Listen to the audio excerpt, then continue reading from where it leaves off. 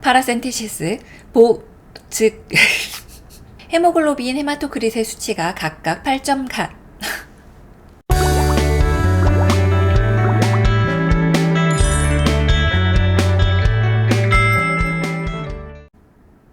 안녕하십니까? 아렌지아입니다. 이전 편의 인계 시리즈를 시작했는데요. 제가 최근 퇴사한 선생님께 물어보았습니다. 병원에서 가장 어렵고 힘든 점이 무엇이었는지요? 인계라고 하시더라고요. 듣자마자 이해가 됐습니다. 저도 돌이켜보면 1년차나 5년차나 10년차까지도 인계는 늘 어려웠거든요. 인간관계, 환자 파악, 병원의 모든 업무 처리가 익숙해야만 조금은 편해지니 그 시점이 언제가 되었든 간에 늘 가장 어려운 것이 아닌가 싶습니다. 그래서 오랜 시간 많이 겪어본 제가 이 인계를 다뤄드린다면 조금은 더 익숙해지지 않을까라는 생각을 했습니다. 자, 그럼 그런 의미에서 바로 인계를 시작해 보겠습니다. 기본 정보를 보면 환자의 주 진단은 알코올성 간경화와 함께 복수가 있는 환자였어요. 이 부분에 대한 해석을 먼저 하고 갈게요. 환자는 2016년에 알코올성 간경화 진단을 받았습니다. 그 후 우리 병원 소화기내과에서 계속 진료를 받고 있는 분으로 최근에 피로감이 느껴지고 황달 증세가 나타났다고 합니다.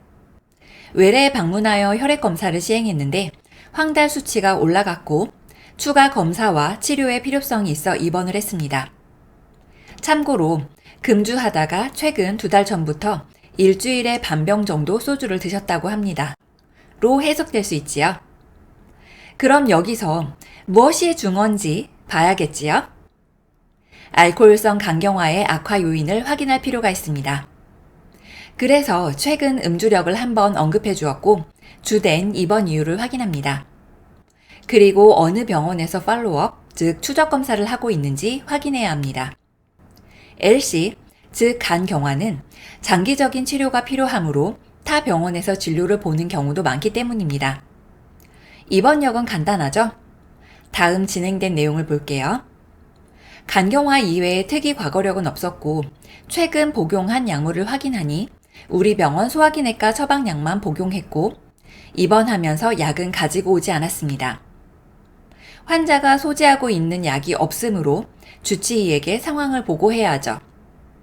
여기서 우리가 알아야 할 것은 만약 환자가 타 병원에 약을 지참하였거나 추가로 복용하는 약이 있다면 약제팀에 의뢰를 해서 성분을 확인해야 합니다. 약 성분을 파악해서 처방을 해주거나 같은 약이 없다면 대체 처방을 알아봐야 하기 때문입니다. 만약 환자가 우리 병원에서 처방받았던 약을 병원에 갖고 왔다면 담당 의사에게 보고하고 특이사항이 없다면 같은 약을 처방하여 챙겨드릴 수 있습니다. 다만 환자의 검사 결과 원래 갖고 있던 약과 동일하게 드릴 수 없다면 환자에게 설명하고 보관했다가 퇴원 시 챙겨드리거나 환자와 보호자의 동의하에 폐기할 수도 있습니다. 그리고 이게 무슨 말이냐면요. 특이사항으로 매독균이 양성이어서 혈액 감염주의 표시를 부착해 놓았으니까 체열 전에 보고 찔림 사고에 주의해 주시고요입니다. 그럼 여기서 무엇을 파악해야 하죠? 감염 정보는 특별히 알고 있어야 하는 사항입니다. 병원마다 만들어진 환자 바코드 또는 전자기록에서 확인할 수 있죠. 이 환자는 시필리스 양성 반응이 나왔으므로 병원마다 정해진 규칙대로 감염주의 표시를 부착해서 의료 관계자 모두 조심하도록 정보를 공유해야 합니다. 매도뿐만이 아니라 감염의 위험성이 있는 환자 정보는 입원 시 감염의 경로를 확인하고 주의할 수 있도록 정보 공유가 필요합니다. 다음, 이것을 해석하자면 라식스, 즉 이뇨제를 복용하고 있어서 환자가 기립성 저혈압, 잦은 배뇨 등으로 인한 낙상 위험이 있으니 낙상 고위험 안내문도 부착했고 이러한 주의사항을 환자와 보호자에게 교육했습니다. 라는 것이죠. 이 환자는 이뇨제를 복용하고 있기 때문에 낙상 고위험 환자로 분류됩니다. 이뇨제를 복용하면 소변량이 증가하니 화장실에 가는 횟수가 증가하고 기립성 저혈압 등을 유발할 수 있기 때문에 대표적인 낙상 고위험 약물에 해당합니다. 병원마다 낙상 고위험에 속하는 약물, 향정신성 약물 등 사용에 특별히 주의를 해야 하는 약물을 정리한 매뉴얼이 있습니다. 내가 일하고 있는 현장에서 자주 처방되거나 낙상 위험을 유발할 수 있는 약물을 미리 숙지하고 있도록 해야 합니다. 그리고 이게 무슨 말인지 해석해보면요. 매일 몸무게, 복부둘레를 확인해서 침상 옆의 기록지에 기록해 주시고요. 오늘 아침에는 몸무게 61.5kg, 복부둘레는 82.5kg으로 침상 옆의 기록지에 기록했습니다. 3일마다 혈관 주사를 교환 중인데 현재 이상 소견은 없고 환자가 식사를 죽으로 원해서 식이 변경해 놓았습니다. 여기서 알아야 할 것은요. 매일 아침 기상 후 아침 식전에 몸무게와 복부둘레를 확인하여 기록합니다. 몸무게와 복부둘레 증가는 복수가 차거나 몸의 부종이 있음을 유추할 수 있죠. 수치를 침상 옆에 기록해 두는 이유는 의사 회진 시, 간호사의 근무 교대 시 수치의 변화를 환자 옆에서 바로 확인할 수 있도록 하기 위함입니다. 그리고 인계장에 KVO라는 약어가 있습니다. 이는 Keep Vein Open, 즉 혈관 주사가 막히지 않도록 유지한다는 것인데 주사 부위는 72시간에서 길게는 96시간마다 교환을 권장하고 있고요. 카테터를 유지하는 동안 통증, 발적, 염증 등 이상 소견이 없는지 매 듀티마다 확인해야 합니다. 제대로 관리되지 않아서 정맥염이 생긴다면 환자는 매우 고통스럽고 피부과와 감염내과 등 추가 진료를 필요로 할 수 있으며 심한 경우 피부가 괴사되기도 합니다. 열심히 일하고 성심껏 돌보았는데 주사를 잘못 놔서 라는 말을 들으면 안 되겠죠? 식사는 질환별로 알맞은 치료 시기를 선택하여 입력하면 되는데 간질환의 식단은 고단백식, 고열량식, 저염식, 저지방식으로 구성하고 알코올 섭취는 절대 금해야 합니다. 자, 이제 검사에 대한 것이 나오네요. 천천히 볼까요? 입원 전 외래 진료 후 혈액검사와 엑스레이 처방이 있어서 검사를 했는데 혈액검사 결과 헤모글로빈 헤마토크리트의 수치가 각각 8.8, 27.9였고 혈소판 43,000, 알부민 2.9, OTPT 간 수치는 각각 156에 25, GTP는 167, 총 빌리루빈 8.9, 직접 빌리루빈 6.5로 높았던 상태였고 혈액검사 추적조사에서도 간 수치와 총 빌리루빈, 직접 빌리루빈이 여전히 높습니다.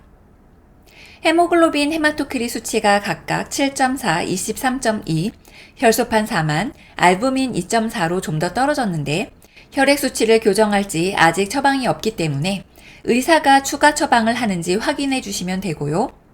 파라센테시스, 즉 복수천자는 1월 3일에 1리터 시행했고 검체를 진단검사의학과로 보냈는데 아직 결과가 나오지 않았으니 확인해 주시면 됩니다. 다시 여기에서 중점으로 알아봐야 할 것을 보시죠.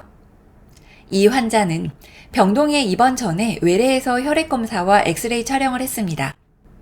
혈액검사 결과를 확인하여 현재 질환에 따라 중요하게 보게 되는 항목과 이상소견 수치를 확인하여 두는 것이 좋습니다.